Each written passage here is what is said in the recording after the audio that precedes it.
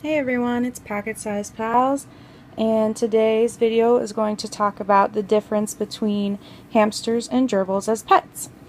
I was really interested in doing this video because honestly, even after I got Stella, before I got gerbils, I didn't really know the big difference between them, even a difference in appearance. So I wanted to talk about that. First thing that is different between them is their sleep cycles. Gerbils sleep off and on throughout the day and night.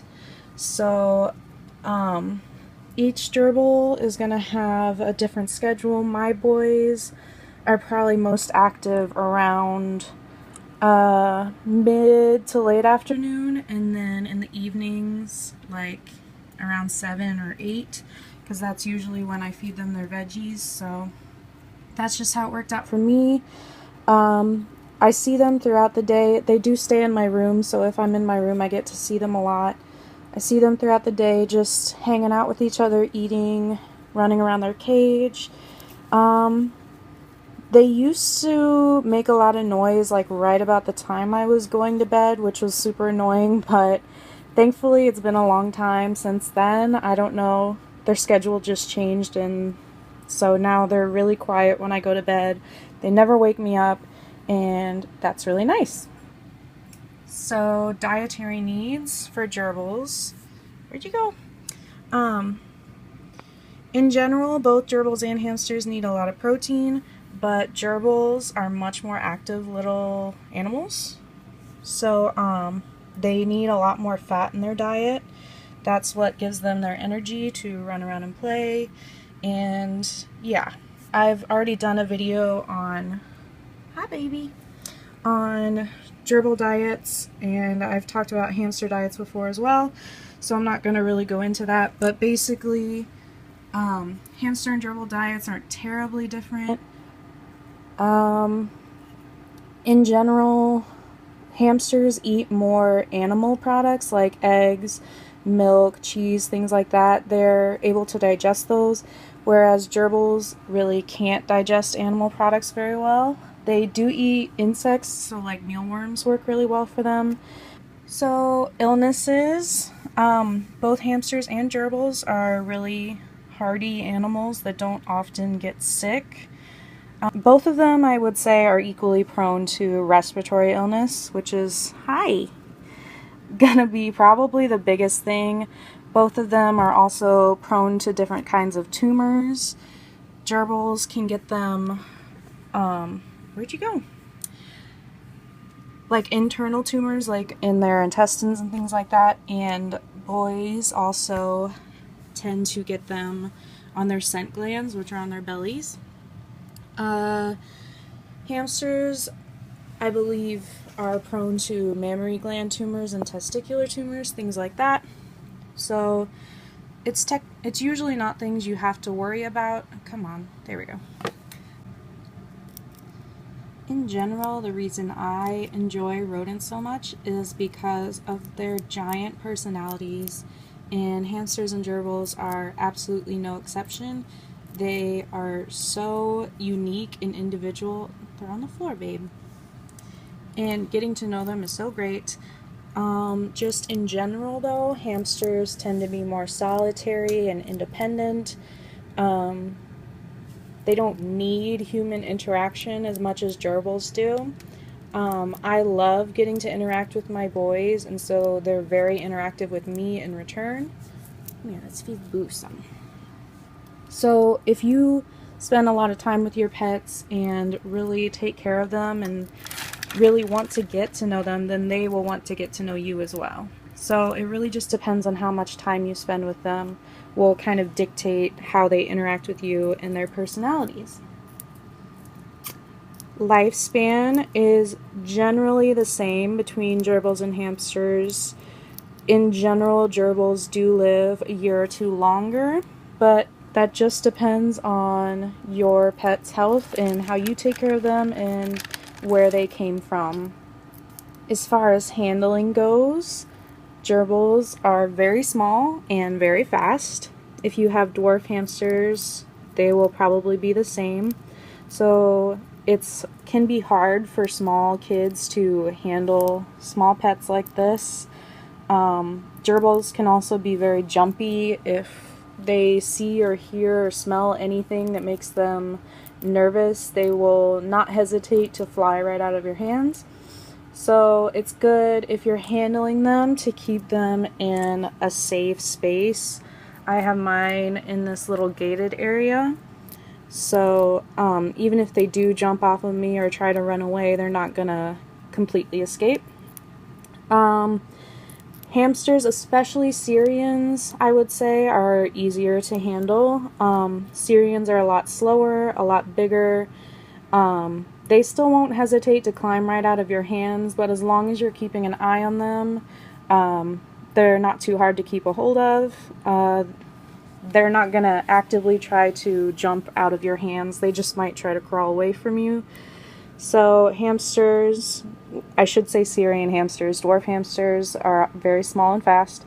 Syrian hamsters are slow and easier to handle.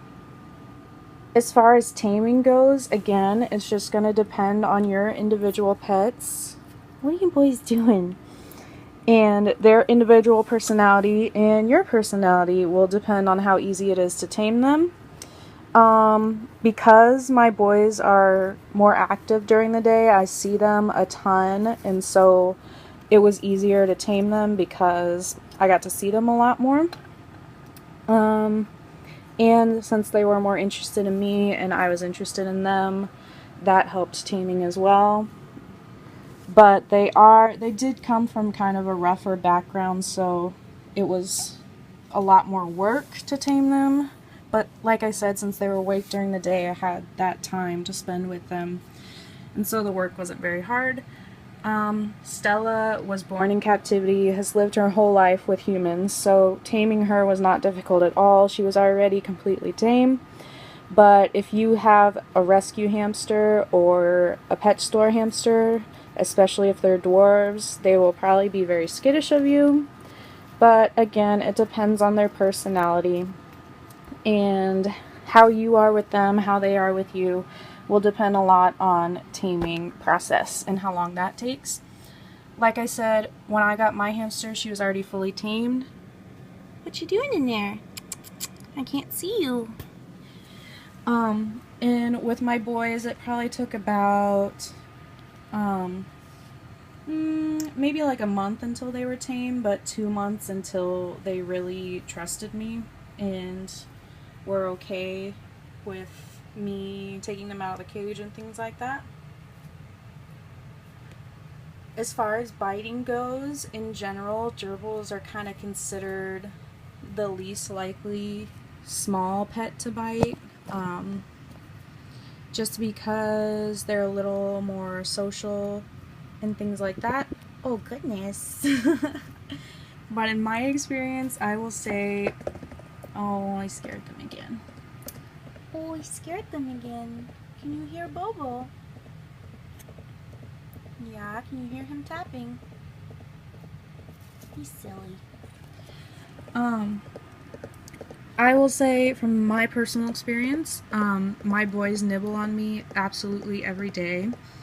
And it never hurts, it never breaks the skin, it's never more than just a little pinch or things like that.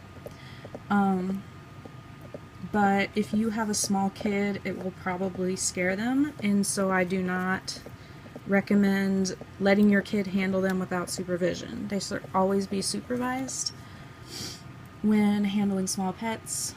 I would say the only time they really hurt me, the gerbils, Bo will sometimes like to get on my lap and dig really hard at my skin, and that really hurts, and he has left marks before where his little nails have scratched too hard. But I'll just like yell at him or say ow or like twitch away and he'll immediately stop. So gerbils, since they are social creatures, they are used to reading body language in each other, so they're more likely to read your body language as well. So like if you twitch away or say ow or make a noise, they'll know that they hurt you and they'll stop. It's always innocent. Like I said, it usually never hurts. So yeah, it's not them trying to hurt me, it's just them being gerbils. And I understand that, and I'm not bothered by it. But if it's something you're concerned about, then maybe gerbils aren't the right pet for you. The only time I've ever actually been bitten was by Bo, who just ran away from me. He sometimes just works himself up. Hi. Yeah, you bit me. He just works himself up when we're doing free range, like digging madly in a corner or just running around like a crazy little boy. And he was doing that one day and scratching at my skin, so I went to grab him to make him stop because it was hurting me. And I think I just grabbed him too hard, and he was already all worked up, and I didn't have a good grip on him, and he bit into my finger. And it did break the skin. It didn't bleed though. And like I said, that was the only time it's ever happened. I think it was just an accident on his part and mine. So yeah, things like that can happen. Just keep that in mind. As far as hamsters go, I've heard tons and tons of stories of people being bitten by hamsters, but it's almost always the human's fault. They were either picking them up incorrectly or scaring them or waking them up when they were asleep and trying to bother them. So just know how to read your pet's personality and your pet's body language, and you shouldn't have any problem with biting from any small pet unless they have a really traumatic background or something like that.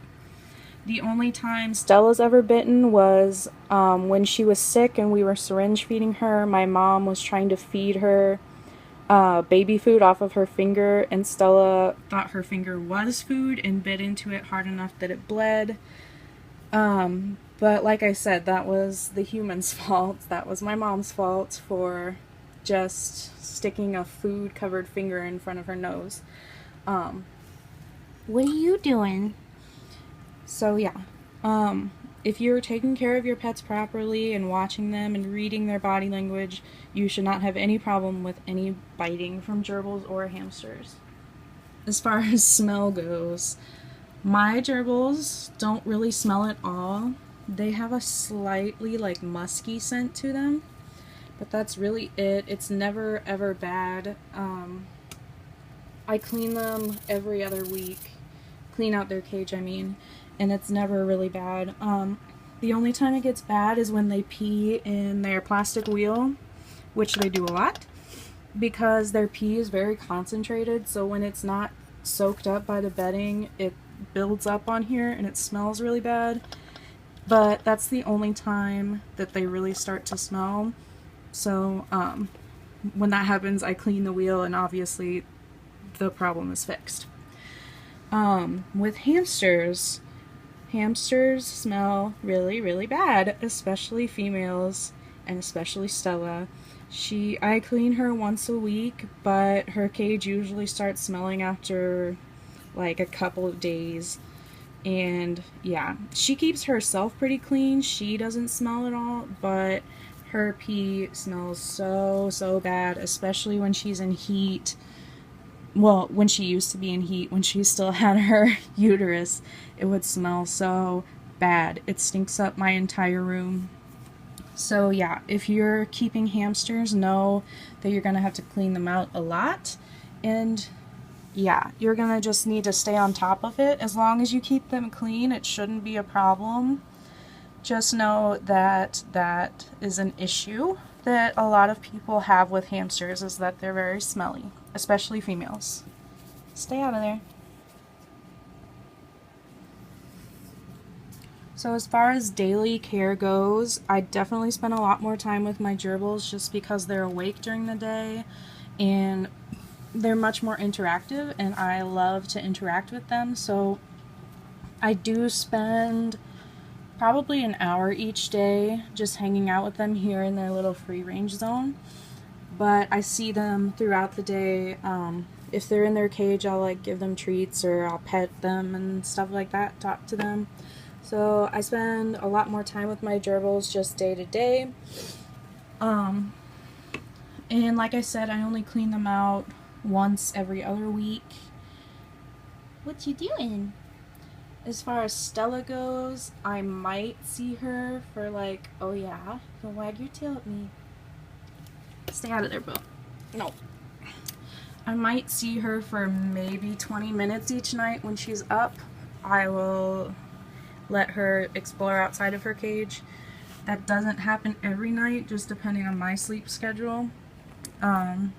So yeah, I see a lot less of her just because she's nocturnal and I don't really see her very often. What you doing? And I also clean out her cage once a week. So I clean her cage a lot more. So yeah, daily care, I spend more time with gerbils, but in the long run, I spend more time cleaning my hamster cage, so it's really just kind of your preference. Please stop that, Boo. Please stop that. But yeah, neither of them take up a ton of time, and that's why people love these little guys, because they're not a lot of time commitment. But again, it's kind of up to you, how much time you want to spend with them, and how much you want to interact with them. You're so handsome. Yes, you are. You're in trouble, too. Yeah. Oh. Oh, goodness. He caught his nose, and now he's scared. You're okay, baby. You're okay, baby. Okay, so companions. Gerbils need to be with other gerbils. They are colony animals, and they need to live with their own kind. Pairs are what's most recommended, but you can keep trios or even bigger, same-sex groups, I should say. But yeah, they need gerbil companions, and they need to live together. Whereas hamsters are definitely Syrians need to live alone. They are most happy when they're on their own. You can't put two adult Syrians together. Dwarves can be together. They don't have to be by any means, but you can keep siblings together if you so wish with dwarf hamsters.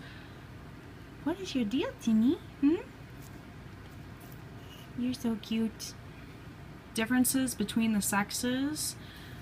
Like most animal colonies are kind of built on a patriarchal hierarchy. So like the males are in charge and they keep a group of females around, and that's how the group scheme goes in the wild. But with gerbils, they're actually a matriarchy. So there's one female that keeps a group together, and she's in charge, and she keeps all the males together. And so I think that's really interesting.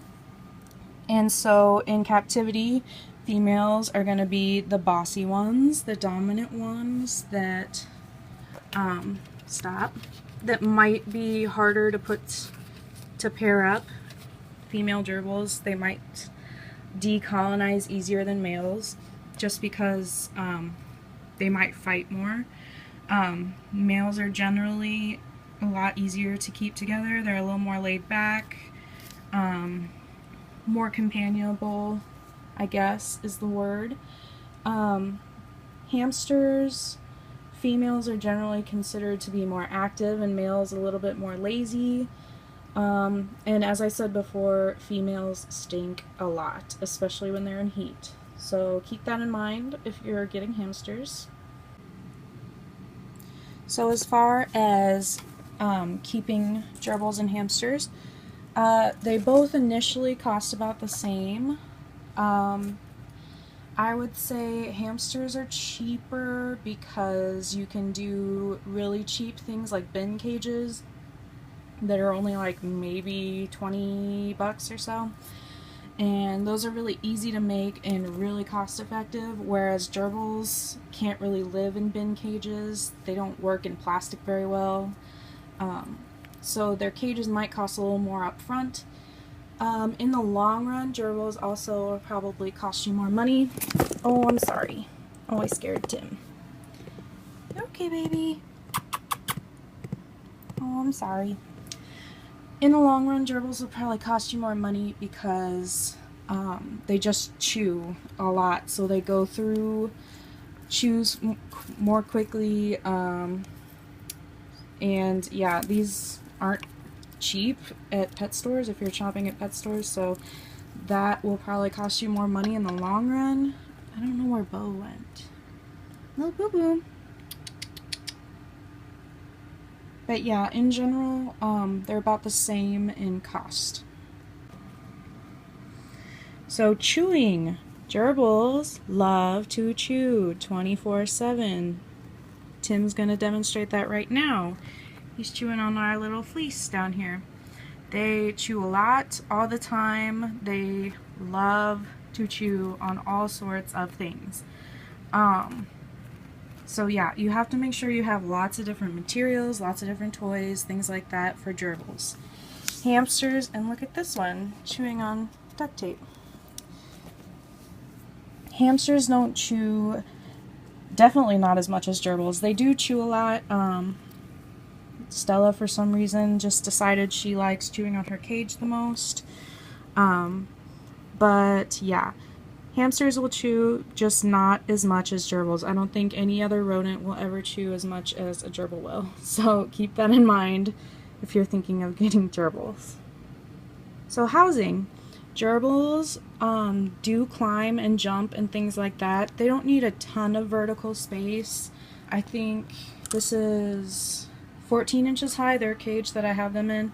And I don't have a ton of levels, but I do have, they like to climb on this and climb up here, and so it's good to have a little bit of height to gerbil cages because they do like to climb, and this right here. Hamsters don't need vertical space. They live on the ground in the wild, and they only need horizontal space, really. Stella does like to try and climb out of her cage just because she's a natural little explorer that likes to get into trouble. And your hamster probably will be the same way, but you don't really need to worry about providing them lots of height, and generally it's not a good idea just because they can fall and hurt themselves, whereas gerbils are more likely to land on their feet, so to say. Alright, so I did mention that hamsters are nocturnal, and it's about 1 in the afternoon, so of course Stella's fast asleep. There she is. Hi, baby. I'm gonna wake her up and bother her, just so I can tell you about my last difference between hamsters and gerbils, and so that you can see her beautiful little face. Hi, Munchkin. Hi. Oh, yeah, so sleepy. Here, I'll give you a little treat. Yeah, look at those teeth. She's saying, let me go back to sleep. Feed me and let me go to sleep. There you go.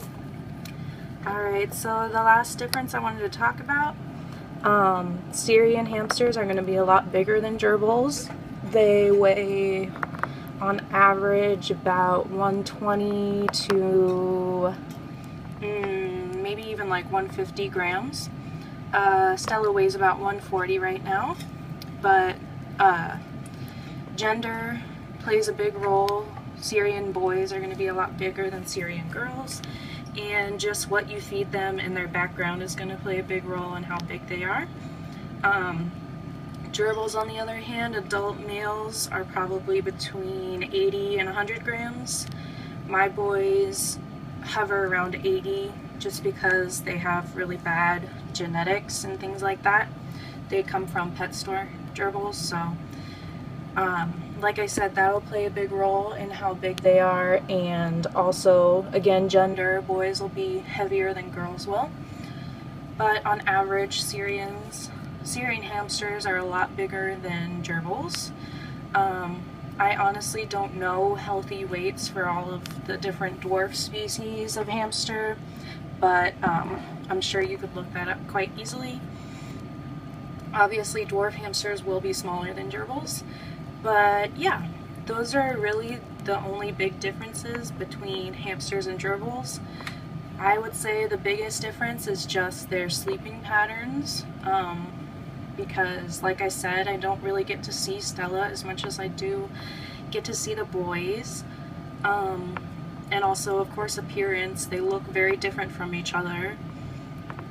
And yeah, that's pretty much all I wanted to talk about. I just wanted to give people who are interested in maybe getting a hamster or gerbil, give them a little information about the differences between the two. I know that I personally prefer gerbils, just their personality type, and I just find them to be more interesting, more interactive. But like I said, that's going to vary on individuals and things like that, so different living situations. So it's really your personal choice which one you prefer, or if you would like to get both. Yes, sweet Bella, you are so cute. So yeah, I hope that helped you find some information. No more treats. No more treats. I hoped that this was a good video for you. Please like, comment, and subscribe if you would. Give me some ideas for future videos if you would like. And yes, I'm thinking of perhaps doing a giveaway once I get to 100 followers, but at the moment I think I'm at like 32 or so. So we have a little ways to go. But if you would like to spread the word about my channel, tell people about my beautiful little pets and my videos, and the more subscribers we get, hi, look at those teeth, you could have a chance to win some free toys and things like that for your pets.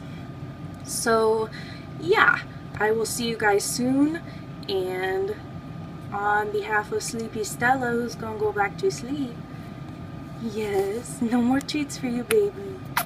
Oh goodness, sneezies. Look at that face. My goodness. Alright, Stella's gonna go back to sleep, and I will see you all later. Bye.